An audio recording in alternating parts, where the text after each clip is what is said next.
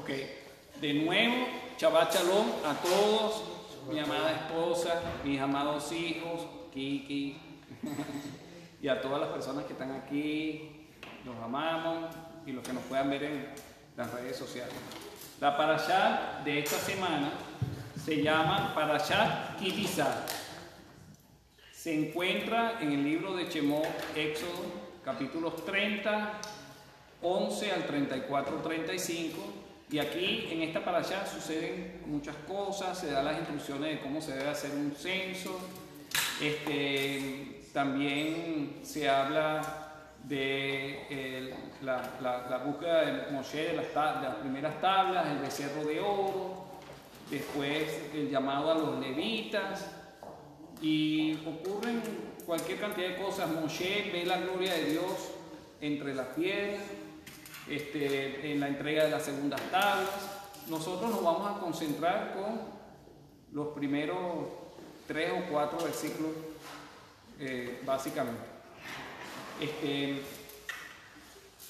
Esto comienza así, de la siguiente manera. Tati, ¿nos puedes leer, por favor, Shemot 30, 11 y 12? Habló también Hashem a Moshe diciendo: cuando hagas un censo de los hijos de Israel para contarlos, cada uno dará a Hashem un rescate por su persona cuando sean contados, para que no haya plaga entre ellos cuando los hayas contado. Ok, entonces hay unas instrucciones para el censo. Y dentro de esas instrucciones se debe dar un rescate para Hashem. ¿Y para qué no debemos dar el rescate? Para que no haya plaga cuando sean contados. Ok.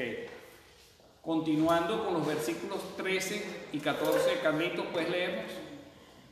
Esto dará todo el que sea contado, medio ciclo, conforme al ciclo del santuario. El ciclo es de 20 geras.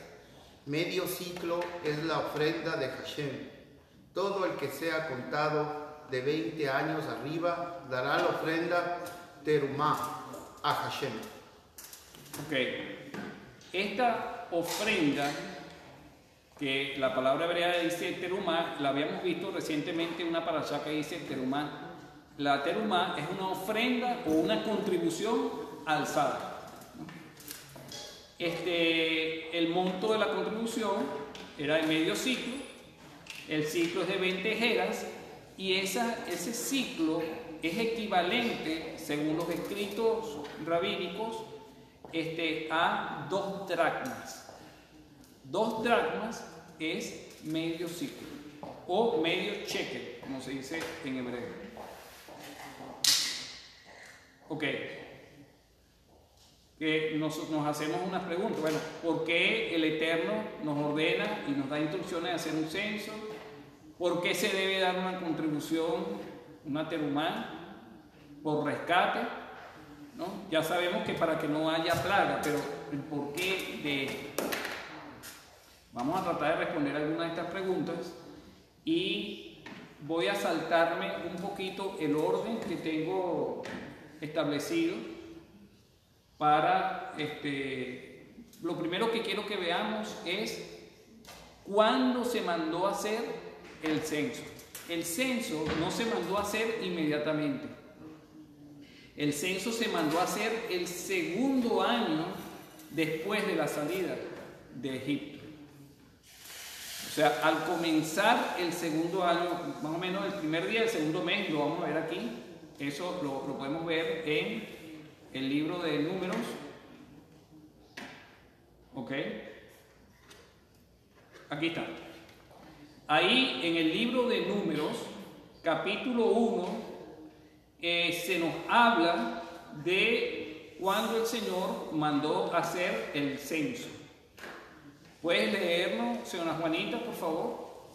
Y habló Hashem a Moshe en el desierto de Sinaí, en el tabernáculo del testimonio, en el primero del mes segundo, en el segundo año de su salida de la tierra de Egipto, diciendo: tomad la lista de toda la congregación de los hijos de Israel por sus familias, por las casas de sus padres, con la cuenta de los nombres, todos los varones por sus cabezas. De 20 años arriba, todos los que pueden salir a la guerra en Israel, los contaréis tú y Aarón por sus cuadrillas. Ok. Entonces ya sabemos cuándo se mandó a hacer el censo. Sin embargo, las instrucciones se nos dio en el capítulo 30 de Éxodo. Ahora, dentro de ese censo, ¿cuántas personas fueron contadas? Puedes leernos, Saúl, Números, capítulo 1, versículos 45 y 46. ¿Ves bien de él? No, entonces, no te preocupes. Vamos, léelo, Estefanía, por favor. Y fueron todos contados de los hijos de Israel por las casas de sus padres, de 20 años arriba, todos los que podían salir a la guerra en Israel. Fueron todos los contados 603.550. Ok, entonces, si cada uno de esos 603.550 tenía que dar medio shekel, tenemos que dividir ese número entre 2. Y eso nos da la cantidad de cheques, que son 301.750 cheques, fue lo que se reunió. Ahora fíjense, en este censo, las personas no se contaban así, Tatiana, Carlos, el otro, no se contaban así, sino que cada una de las personas colocaba el medio cheque en el templo y los sacerdotes contaban los cheques, porque de alguna manera está prohibido contar a las personas de manera directa. Entonces se contaban los cheques y ahí se sabía cuántas personas había. Cuando se contaron los 301.750 cheques, entonces se sabía que había que multiplicarlo por 2 y sabemos cuánto es la cantidad de personas. No, los 301.750 cheques los multiplicamos por 2 y sabemos la cantidad de personas que hay. Ok. Ahora, hay una particularidad. Se contaron a las 12 tribus de Israel, se contaron a todas las tribus, menos a los levitas. ¿Qué dice Números 1, 47 al 50? Tatiana, por favor. Pero los levitas, según la tribu de sus padres, no fueron contados entre ellos, porque habló Hashem a Moshe diciendo: solamente no contarás la tribu de Leví, ni tomarás la cuenta de ellos entre los hijos de Israel. Mas tú pondrás a los levitas en el tabernáculo del testimonio, y sobre todos sus vasos, y sobre todas las cosas que les pertenecen. Ellos llevarán el tabernáculo y todos sus vasos, y ellos servirán en él, y asentarán sus tiendas alrededor del tabernáculo. Ok. Continúa, Carlito, por favor. Y cuando el tabernáculo partiere, los levitas los desarmarán. Y cuando el tabernáculo parare, los levitas lo armarán. Y el extraño que se acercare morirá. Y los hijos de Israel asentarán sus tiendas, cada uno su escuadrón y cada uno junto a su bandera, por sus cuadrillas. Mas los levitas asentarán las suyas alrededor del tabernáculo del testimonio, para que no haya ira sobre la congregación de los hijos de Israel. Y los levitas tendrán la guardia del tabernáculo del testimonio. Ok, entonces los levitas no pagaron contribución. Y ellos tenían como esa contribución iba para el servicio del templo. Los levitas se encargaban del servicio del templo y nadie podía entrar, ningún extraño, o sea, que no fuera levita, porque si no la ira de Dios caía sobre esas personas. Recuérdense la distribución del campamento en el desierto. Estaba el tabernáculo en el medio, alrededor estaban los levitas y alrededor estaban las 12 tribus. Entonces los levitas eran como un cerco de protección para que la ira de Dios no se desatara sobre el pueblo. Ellos eran los únicos capacitados y autorizados para hacer el servicio del templo. Hay una historia que está en Mateo 17, 24, 25. ¿Puedes leernos, Juanita, por favor? Cuando llegaron Capernaum se acercaron a Pedro los que cobraban el impuesto de 2 dracmas y dijeron: ¿no paga vuestro maestro los 2 dracmas? Él dijo: sí. Y cuando él llegó a casa, Yeshua se le anticipó diciendo: ¿qué te parece, Simón? ¿De quiénes cobran tributos o impuestos los reyes de la tierra? ¿De sus hijos o de los extraños? Ok, estoy dándole un poquito de chance de que la señora Tania le lea al Rabino Mirón para que él también esté siguiéndonos un poquito con el estudio. Ok, fíjense que esas 2 dracmas equivalían a medio shekel.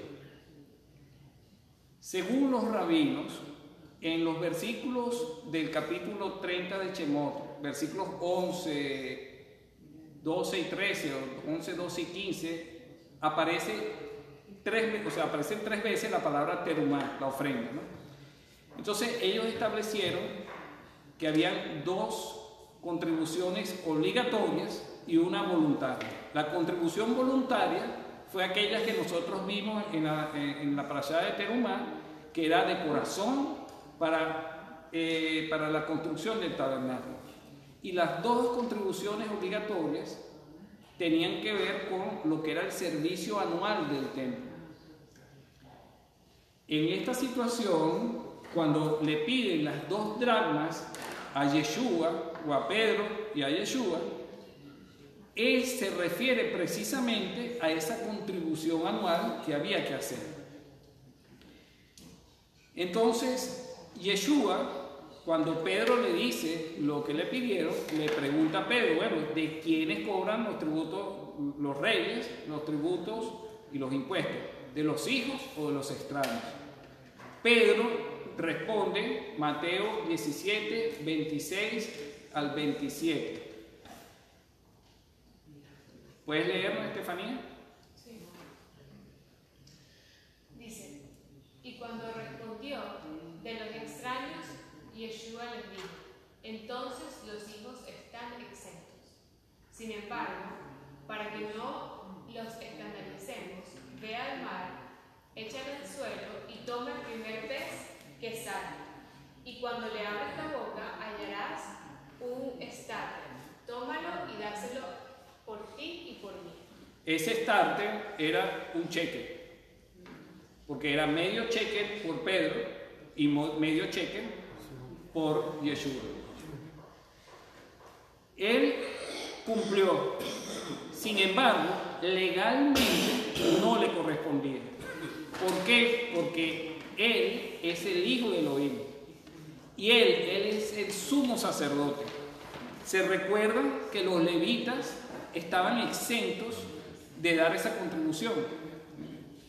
Yeshua no era levita, pero él es el encargado de ministrar en el verdadero tabernáculo celestial como sumo sacerdote, y llevando no la sangre de los corderos, sino llevando su propia sangre. Entonces, él estaba exento. Sin embargo, pues, él quiso cumplir y no generar un escándalo. Eso nos da una lección de que muchas veces nosotros, más allá de tener la razón, debemos en un momento dado ceder para evitar conflictos innecesarios. Eso es importante y el Señor lo hizo. Ok. ¿Cuánto fue la plata que se recogió? Ya dijimos que fueron 301.775 shekels. Pero ¿qué dice Shemot 38 del 25 al 26? ¿Puedes leernos, Juanita, por favor? Y la plata de los que fueron contados de la congregación fue 100 talentos y 1.775 ciclos, según el ciclo del santuario. Un becá por cabeza, o sea, medio ciclo, según el ciclo del santuario, por cada uno de los que fueron contados de 20 años arriba, por cada uno de los 603.550. Ok. Si nosotros Aquí nosotros podemos ver cuánto fue, esos 100 talentos equivalen a 300.000 shekels. Y sabemos que eran 301.775, porque los 300.000 shekels, si lo multiplicamos por 2, equivalen a 600.000 hombres. Los 1.775 shekels, si lo multiplicamos por 2, equivale a 3.550 hombres. Y eso nos da la cifra total del censo, que fueron 603.550. Pero, ¿por qué está dividido así? Porque ese dinero se le dio un uso específico en el tabernáculo. Y vamos a ver cómo se utilizaron. Por un lado se utilizaron los 100 talentos y por otro lado se utilizaron los 1.775 shekels. En Éxodo 26, para allá más atrás, habla sobre las instrucciones para hacer el tabernáculo, específicamente el lugar santo y el lugar santísimo. Voy a leerlo. Éxodo 26, del 18 al 21. Ok, dice: harás pues las tablas para el tabernáculo, 20 tablas para el lado sur. También harás, ¿saben qué? Si quieres sígaselo leyendo, señora Tania, pero se los voy a mostrar de manera visible, ¿no? 20 tablas para un lado, del otro lado 20 tablas más, y de la parte de atrás habían 8 tablas, habían 6 tablas más 2 tablas tipo columna. En total habían 48 tablas. Entonces, este es el tabernáculo. Ahí ven cada una de las tablas de un lado, están las tablas de este lado y las tablas de atrás. Y la división que daba del lugar santo al lugar santísimo estaba compuesta por 4 columnas. Entonces, los 100 talentos de plata fueron para hacer 100 bases o 100 zócalos. Estas son las maderas. Y estas son las bases de plata. Las maderas, cada madera tenía 2 espigas, por lo que debía sostenerse esta madera sobre una madera, se sostiene sobre 2 bases de plata o sobre 2 zócalos. Yo tengo este video, vamos a ver si lo podemos ver, dura como 1 minuto y algo.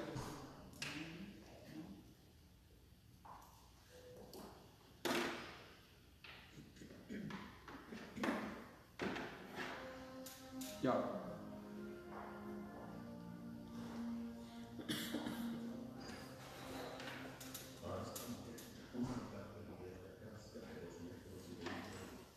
Ok, sube el volumen, ¿eh?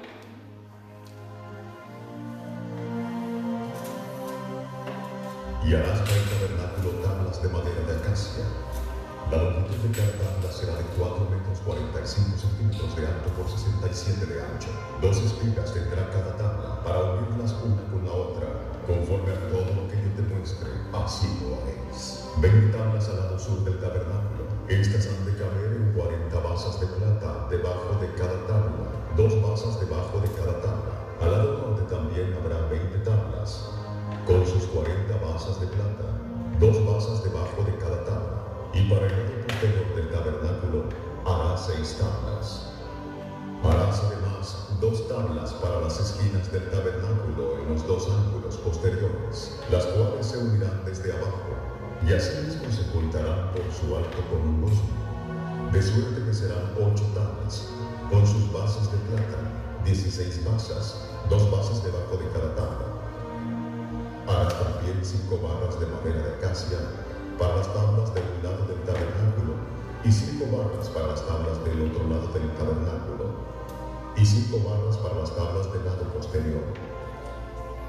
Y la barra de en medio pasará por en medio de las tablas, de un extremo al otro.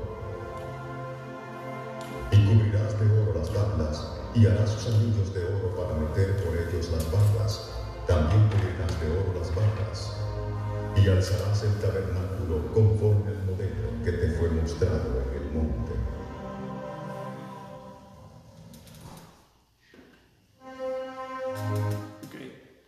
Ahora fíjense, ¿se acuerdan la semana pasada que yo les hice referencia?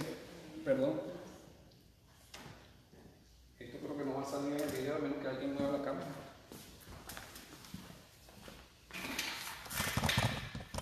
Cada tabla tenía un largo de aquí a aquí 10 codos. Y de ancho tenía 1.5 codos. Entonces, si calculamos el ratio, que es dividir esto entre esto, 10 entre 1.5, esto nos da igual a 1.66666, ¿no? Y esto lo que significa es que Dios cargó sobre sí el pecado de toda la humanidad, ¿no? ¿Sí? Vemos todo el tabernáculo alrededor, que era este número, pues. Era Jesús, Yeshua, cargando el pecado de todos nosotros, tal cual dice Isaías 53, ¿no? Ahora, estas tablas no se pueden levantar sin los zócalos, sin las bases de plata. Sin los zócalos que iban aquí, iban 2 zócalos, ¿no? Cada zócalo era equivalente a un talento. Quiere decir que cada zócalo eran 3.000 shekel o ciclos de plata. Los 2 zócalos eran 6.000 shekel. Entonces, esto fue construido en función a la contribución que dio cada persona que fue sensata. Quiere decir, que nosotros, cuando damos medio cheque, nosotros no podemos completar la obra de Dios nosotros solos. Nosotros no podemos completar el tabernáculo. Por eso es que estamos aquí todos unidos, que es lo que nos hace fuertes. El rabino Guidón está dando el curso todos los martes de los primeros frutos de Sion. Él se apoya en los primeros frutos de Sion. Primeros frutos de Sion se apoya en el rabino Guidón. Ustedes se apoyan en el rabino Guidón para ese curso. Aquí estamos reunidos celebrando Shabbat. Estefanía lleva las danzas. Cada quien cumple una función importantísima. Nos necesitamos los unos a los otros. Todos somos contribuyentes para que sea alzado el tabernáculo. Entonces, Yeshua nos necesita para poder hacer su obra. Por eso él, cuando fue a partir, dijo que vayamos a ser discípulos y que los bauticemos, y que Él nos acompañará siempre. Entonces es una obra que es por la gracia de Él, pero donde cada uno de nosotros tenemos que contribuir. Y esa unidad, muchos dicen que la salvación es individual. Es verdad, cada uno de nosotros va a rendir cuentas a Dios individualmente. Pero esta salvación es nacional también, porque si no estamos unidos como pueblo, no se puede plantar la semilla de la palabra de Dios, ni se puede traer el reino de los cielos a la tierra, ni la luz del Mesías puede alumbrarle a las naciones o a las personas que no lo conocen. Eso no podemos lograrlo individualmente, es imposible. Ok, entonces tenemos 96 bases. Y las otras 4 bases son las columnas de el velo, ¿no? Esas son bases de plata. La plata habla de redención. Y ahora les voy a explicar algo para que entiendan un poco más.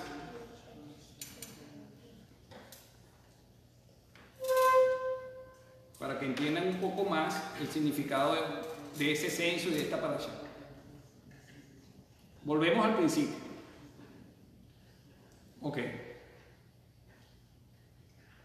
Kitizá significa cuando eleves. Si lo vemos en el hebreo pictográfico, aquí es ki, ti, sa, ¿no? Significa, letra por letra, la cobertura de la diestra de Dios. Dios nos da su cobertura a través de su diestra.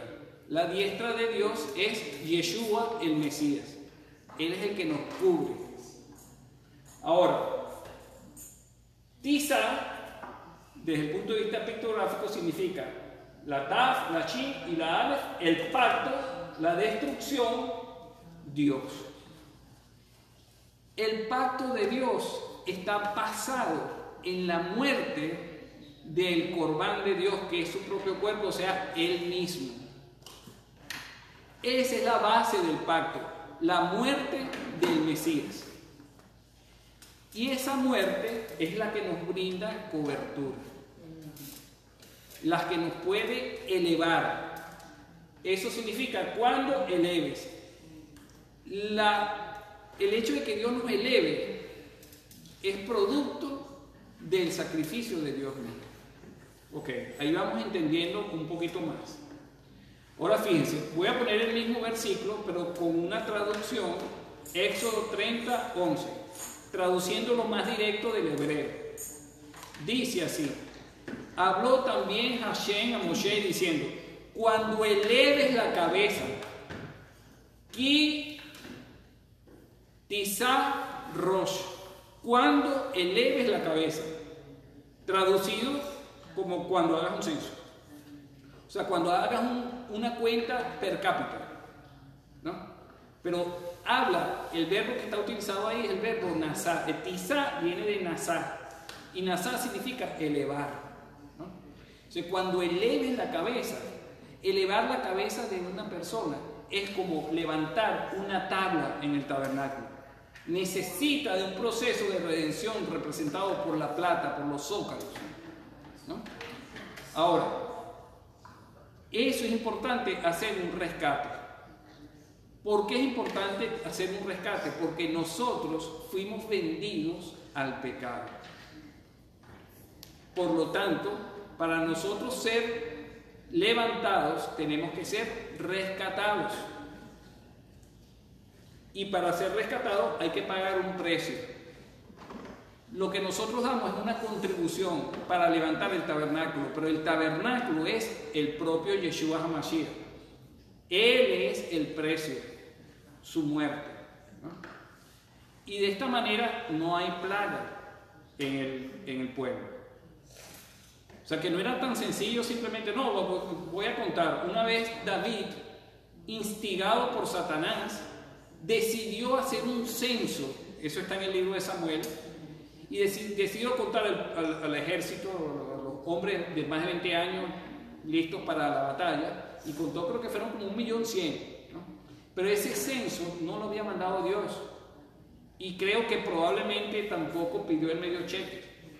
Entonces no hubo un proceso de rescate, de reconciliación, no se tomó en cuenta el diseño del tabernáculo, y eso generó una plaga tremenda dentro del pueblo de Israel. Hacer un censo desde el punto de vista de Dios es mucho más que un simple conteo. Es elevar al pueblo, y para elevar al pueblo hay que pasar por un proceso de juicio y redención. Vamos a analizar un poquito la palabra tizá en otros versículos para que tengamos una comprensión más amplia. Shemot 27, señora Tania. Shemot 27.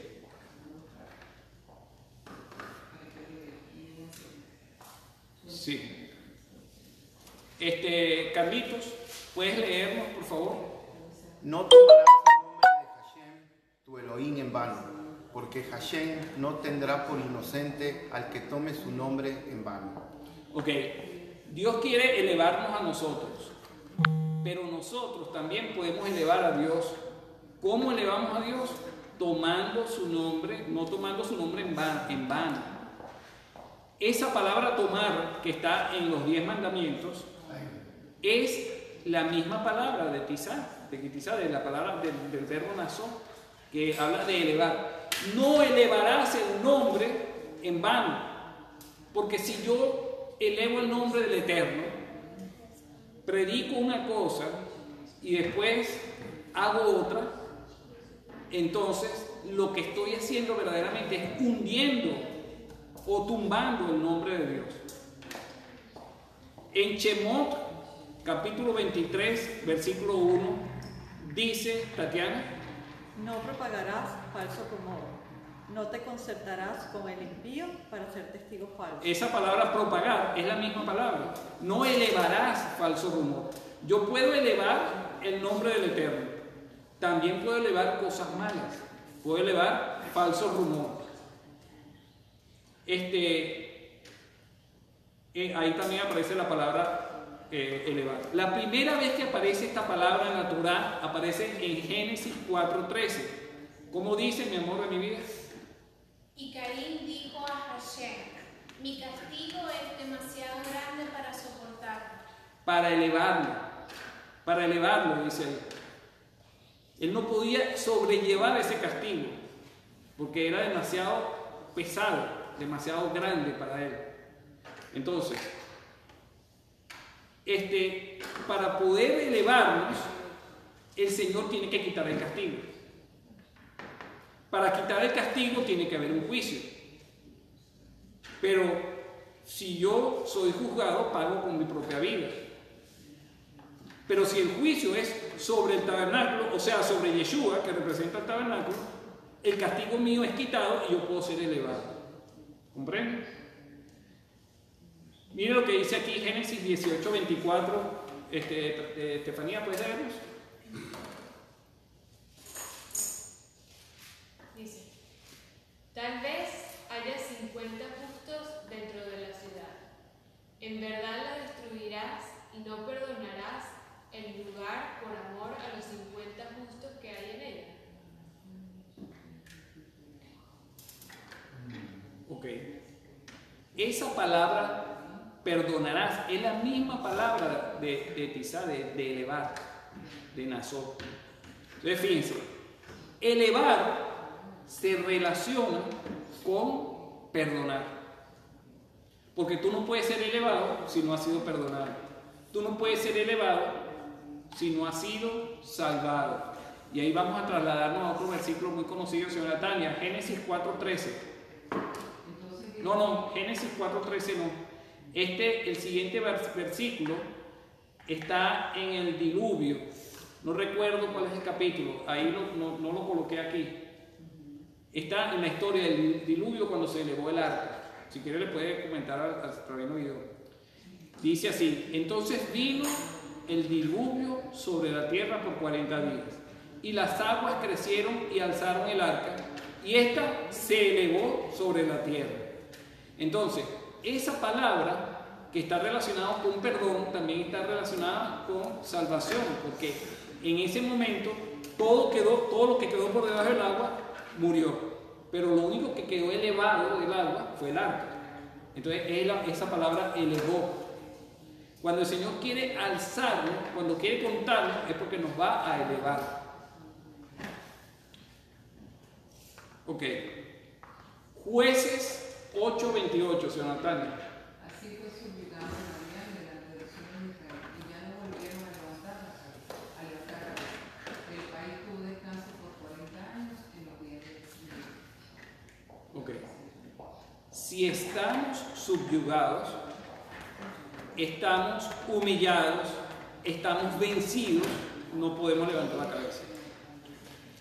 En este caso se refiere a que los madianitas fueron subyugados por Gedeón. 120,000, algo así, 120,000 hombres fueron subyugados por 300 hombres.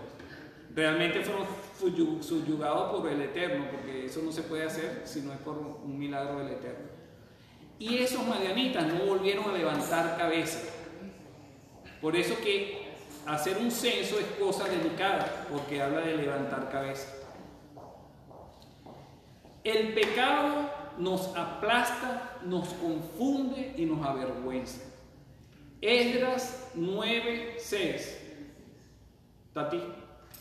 Y dije, Dios mío, estoy avergonzado y confuso para poder levantar mi rostro a ti, mi Dios, porque nuestras iniquidades se han multiplicado por encima de nuestras cabezas y nuestra culpa ha crecido hasta los cielos. Imagínense, la culpa ha crecido hasta los cielos. Imagínate cómo yo voy a levantar cabeza. Imposible.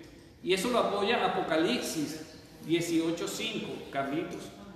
Porque sus pecados se han amontonado hasta el cielo, y Dios se ha acordado de sus iniquidades.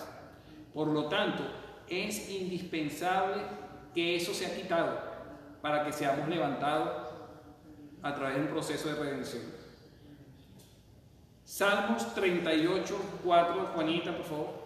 Porque mis iniquidades han sobrepasado mi cabeza, como pesada carga pesan mucho para mí. Respaldando lo que hemos venido diciendo, Job 10:16. ¿Qué pasa si nosotros levantamos la cabeza sin seguir el procedimiento establecido por el Eterno? Mire lo que dice Job 10:16. Mi amor, por favor. Si mi cabeza se levantara como león, me cazarías y mostrarías tu poder contra mí. Ok. Job estaba en medio de un proceso de redención. Si él levantaba la cabeza antes de tiempo, se la cortaban, lo cazaban como un león. Por eso que había que pagar el precio para que no hubiera plaga en el pueblo. Por eso que los levitas estaban alrededor del tabernáculo y nadie podía pasar para que no pasara nada malo. Dios no nos quiere destruir, Dios no nos quiere cortar la cabeza. Dios quiere levantarnos, pero en su tiempo y con los procedimientos adecuados. Ok, Génesis 40:13 habla de un hecho donde se levantó la cabeza. Alfonso, ¿puedes leernos, por favor? Dentro de 3 días Faraón levantará tu cabeza, te restaurará a tu puesto, y tú pondrás la copa de Faraón en su mano, como acostumbrabas antes cuando eras su copero. Joseph,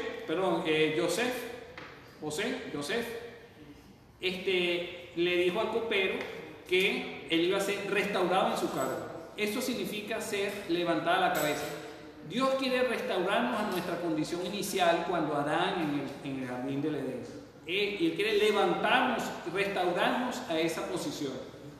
De eso se trata. ¿Y qué dice Lucas 21:28? Abraham, por favor. Cuando estas cosas empiecen a suceder, el juicio y levantar la cabeza, porque se acerca vuestra redención. Ok, a Yeshua le estaban preguntando sobre las señales de los tiempos del fin. Yeshua le da algunas de las claves para reconocer los tiempos del fin. Y luego le dice esta frase: cuando estas cosas empiecen a suceder, erguíos, levantad la cabeza, que la redención está cerca. ¿Pero a quién se lo está diciendo?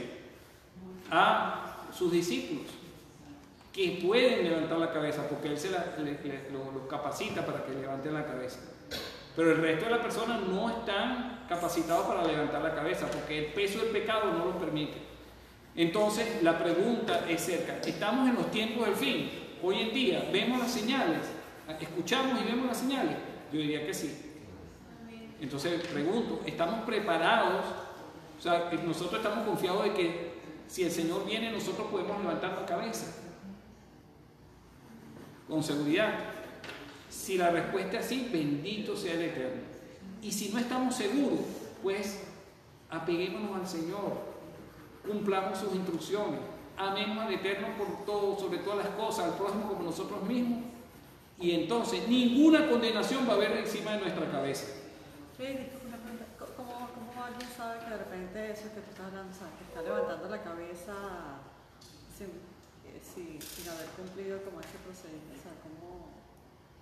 ¿Sí me explico? Mira, el espíritu de santidad, pregunta a Tatiana, que cómo sabemos que hemos cumplido con los procedimientos para poder estar erguidos y con la cabeza levantada. Bueno, primero el Espíritu de Santidad nos confirma que somos hijos de Dios.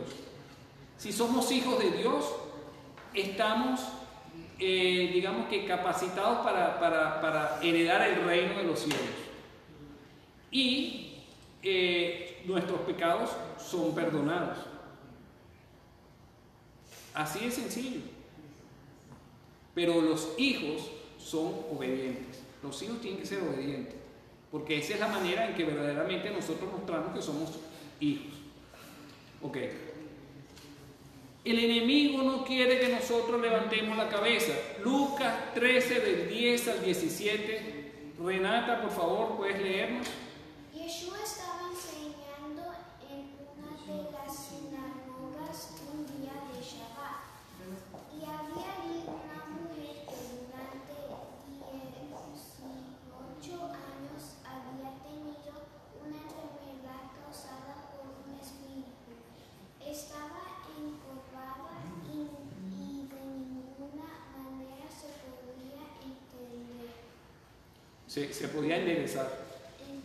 No se podía levantar. Ahora, aquí vemos que, o sea, la mayoría de las enfermedades no tienen nada que ver con espíritus malignos ni nada de esas cosas. Tiene que ver con nuestra condición pecadora y con que este cuerpo tiene que ser desechado.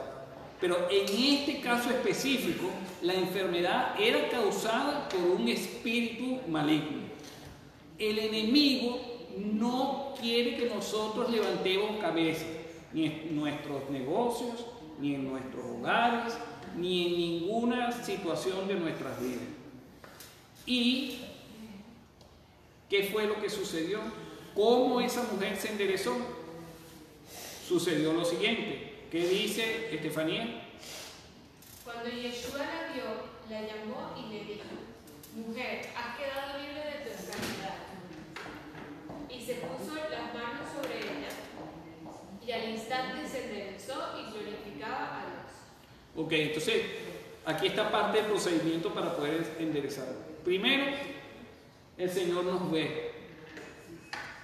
Segundo, nos llama, debemos atender el llamado. Tercero, nos da la orden, para lo cual nosotros obedecemos. Luego nos sana y nos libera. Y nos toca con sus manos. Nos toca con sus manos y nos endereza. Él es el que nos endereza.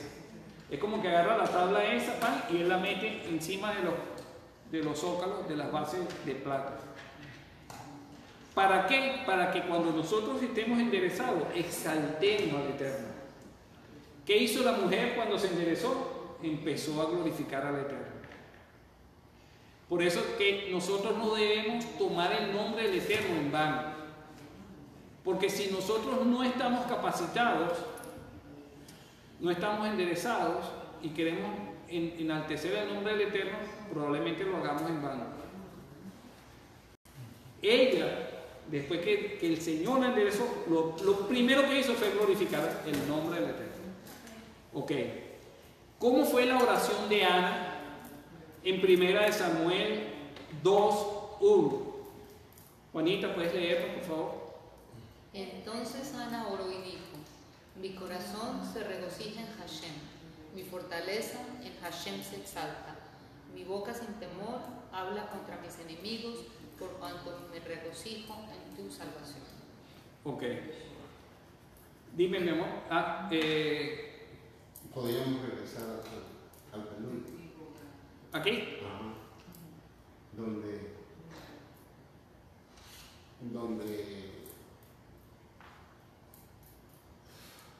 de la mujer, no, Yeshua. ¿Aquí? ¿Cuál parte de Saúl? Donde no podemos tomar el nombre hermano. Éxodo 27, no tomarás el nombre del Señor, o sea, no elevarás el nombre del Señor en vano. Eso no es lo mismo como veníamos arrastrando el nombre.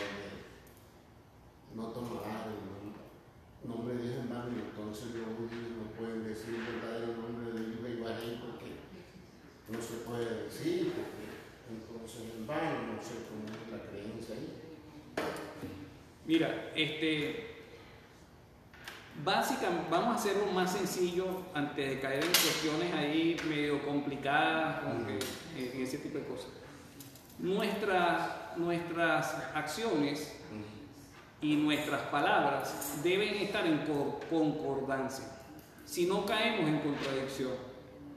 Si yo le digo a mis hijos que no se debe decir mentira, pero me llaman por teléfono y yo le digo a Marlene, le digo, mira, si llaman del taller, dile que no estoy. Entonces, yo, por un lado, estoy exaltando el nombre de Dios cuando le estoy enseñando a mis hijos los mandamientos, pero por otro lado, estoy haciendo lo contrario, estoy tumbando a Dios cuando estoy haciendo lo contrario, que estoy diciendo mentiras.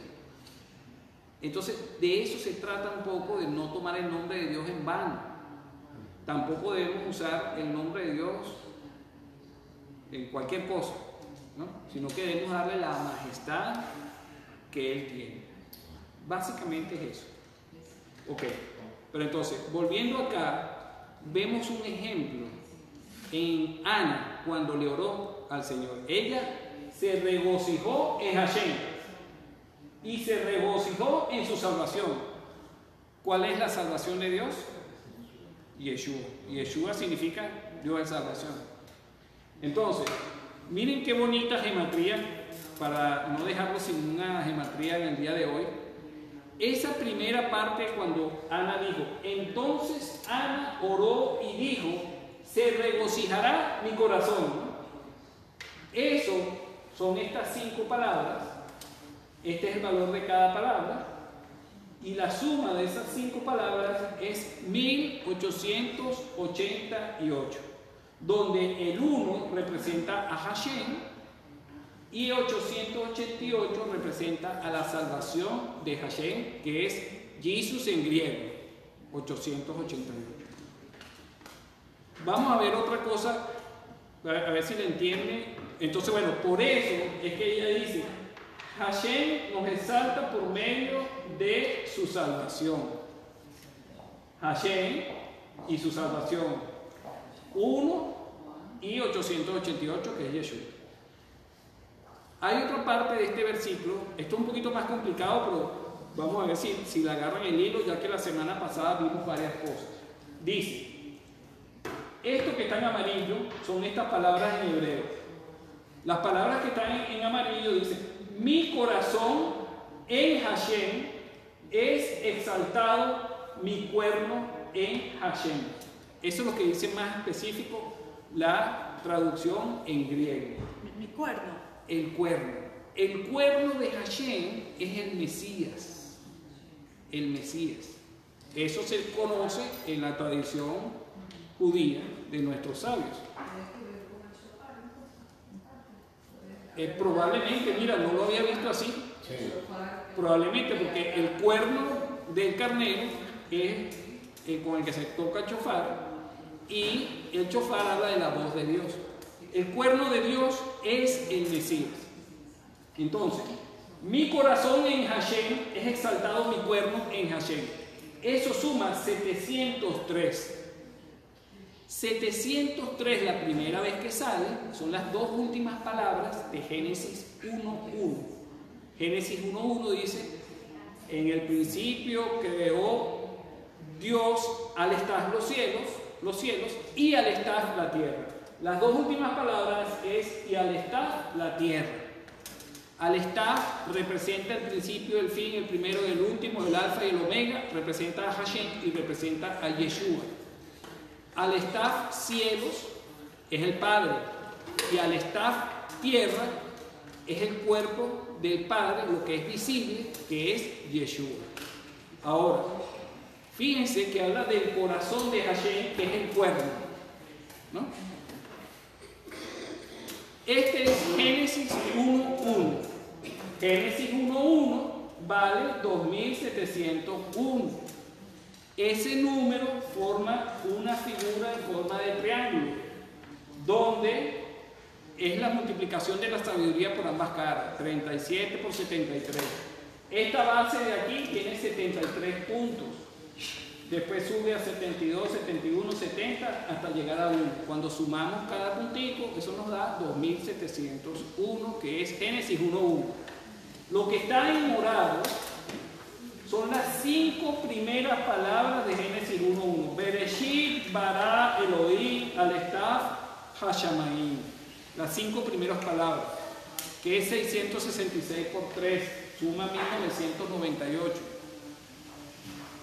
Y esto que está en verde, en el medio, que también forma una figura de triángulo, la base de este triángulo es 37, que es la sabiduría, sumas 37 más 36 más 35 hasta llegar a 1, suma 703. 703 son las 2 últimas palabras de Génesis 1.1. El Alestaf tierra, que es Yeshua. Fíjense que Yeshua, que es el Alestaf tierra, es el centro de la creación, el corazón de la creación. Por eso que Ana, cuando dice aquí, se regocija, mi corazón en Hashem es exaltado, mi cuerno en Hashem, está exaltando es a Yeshua, el Alestaf tierra, que es el corazón de Dios, el corazón de la creación. ¿Más o menos me entendieron? ¿Más o menos? Poco a poco. Ok. En Juan 13, 31 al 32. Fíjense cómo podemos exaltar nosotros a Dios. ¿Qué dice el versículo, Juanita, por favor? Entonces cuando salió Yeshua dijo, ahora es glorificado el Hijo del Hombre y Dios es glorificado en él. Si Dios es glorificado en él, Dios también le glorificará en sí mismo y le glorificará enseguida. Ok. Yeshua dice que ahora Él es glorificado y en Él Dios es glorificado. Glorificado es ser exaltado, es ser levantado, ¿no? ¿Cómo sucede esto? ¿Qué dice Juan 17, 4, 5? Para que el Señor te responda parte de tu propia pregunta, Tati. Yo te glorificaré en la tierra, habiendo terminado la obra que me diste que hiciera. Y ahora glorifícame tú, Padre, junto a ti, con la gloria que tenía contigo antes que el mundo existiera. Ok, Tatiana, te pregunto yo ahora, ¿cómo glorificó Yeshua al Padre en la tierra? Dice ahí que habiendo terminado la obra que Él le dio. Entonces, si nosotros, cada uno de nosotros, terminamos la obra que el Señor nos dio, desde el día de hoy hasta el día en que nos partamos de este mundo, entonces el nombre del Señor es glorificado y Él nos va a glorificar a nosotros. Yeshua, lo único a lo que se dedicó fue a obedecer al Padre, y esa es la manera de glorificarlo. ¿Ok? Entonces Él nos glorifica a nosotros. Vamos a buscar otra clave para que respondamos la pregunta. Tati, léelo tú también. Juan 13 del 34 al 35. Un mandamiento nuevo os doy, que os améis los unos a los otros, que como yo os he amado, así también os améis los unos a los otros. En esto conocerán todos que sois mis discípulos, si os tenéis amor los unos a los otros. Ok. Si nos amamos los unos a los otros, entonces vamos a estar exaltando a Yeshua. Yeshua exalta al Padre y el Padre nos exalta a toditos. Porque en esto las personas y el mundo sabrán que somos verdaderos hijos de Dios, en que nos amamos los unos a los otros. Por eso es que siempre decimos cuando recitamos el Shema y leemos de Hafta, y amarás a tu prójimo como tú mismo, que contra tales cosas no hay condenación, no hay peso encima de nosotros. Recuérdense que estar bajo ley es que estamos bajo condenación. El pecado está completico desde aquí hasta el cielo. ¿Tú has buceado, Sí. Carlos? Sí. ¿Qué pasa con la presión? O sea, la presión se mide debajo del agua, mientras más bajo bajas, Sí. más Se va presión hay perdiendo. sobre tu cabeza, ¿no? Sí, hay más presión, bajan los niveles de oxígeno y aumenta ¿cómo se llama? El nitrógeno. En la Baja sangre. el oxígeno, mientras más abajo estamos en el agua, hay menos oxígeno. cómo es la composición del oxígeno entre los átomos de protones y neutrones. Bueno, él tiene 8 átomos. El átomo de oxígeno está compuesto por 8 neutrones, 8 protones y 8 electrones. 8. Investiguen, busquen la información. Mientras más presión tenemos, menos oxígeno hay. Menos 8 tenemos. Ok. Entonces vamos allá hacia el final para culminar.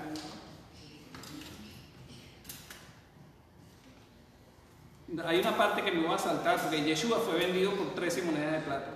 ¿Sabían eso ustedes? Por 30 monedas de plata. Y ese era el precio que se daba en rescate.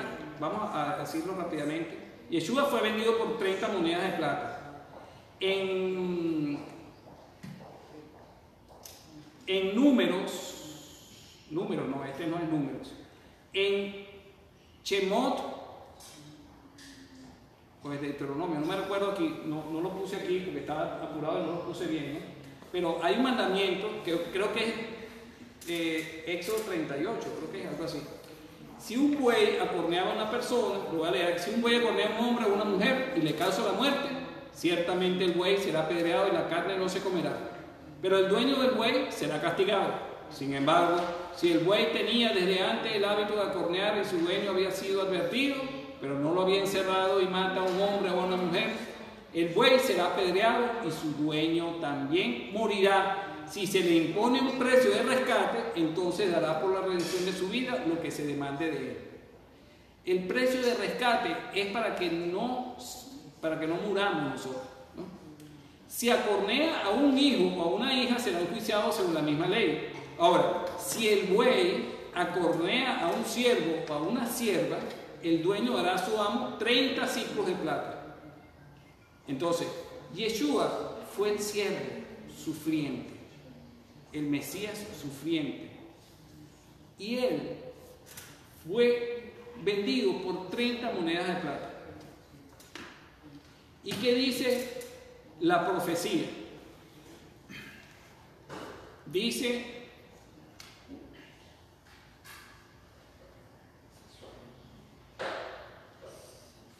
fíjense, vamos a adelantar un poquito.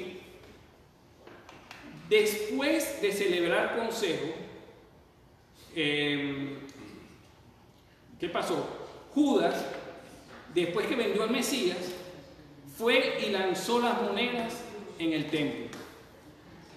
Y los sacerdotes, después de celebrar una reunión, compraron con esas monedas el campo del alfarero para sepultar a los extranjeros.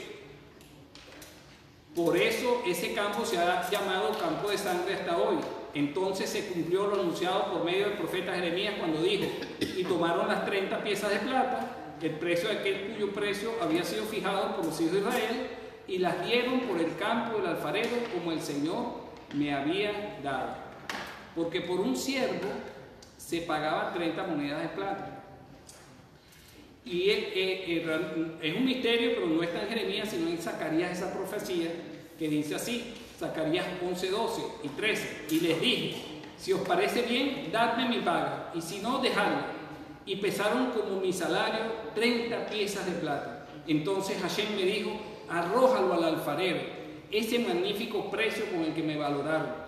Tomé pues las 30 piezas de plata y las arrojé al alfarero en la casa de Hashem. Esa palabra alfarero también significa formador. Cuando Dios formó al hombre, es la misma palabra que alfarero. La primera vez que aparece en la Biblia habla de cuando Dios formó al hombre del polvo de la tierra, porque Él es nuestro alfarero.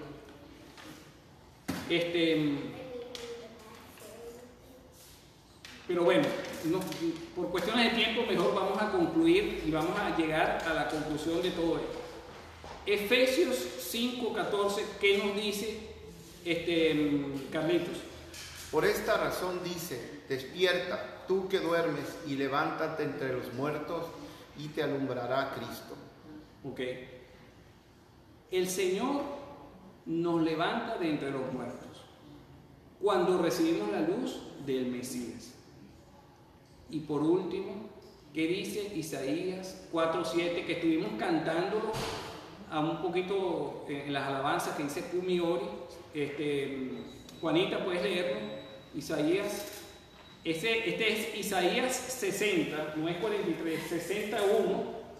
¿Qué dice? Levántate, resplandece, que ha venido tu luz y la gloria de Hashem ha nacido sobre ti. Porque he aquí que tinieblas cubrirán la tierra y oscuridad los pueblos. Mas sobre ti amanecerá Hashem y sobre ti será vista tu gloria. Y andarán las gentiles a tu luz y los reyes al resplandor de tu nacimiento. Levantémonos y resplandezcamos para que los gentiles que no conocen al Señor vayan tras nosotros cuando vean la luz del Mesías. Y en conclusión, levántate y resplandece con la luz del Mesías. Shabbat shalom. Shabbat shalom.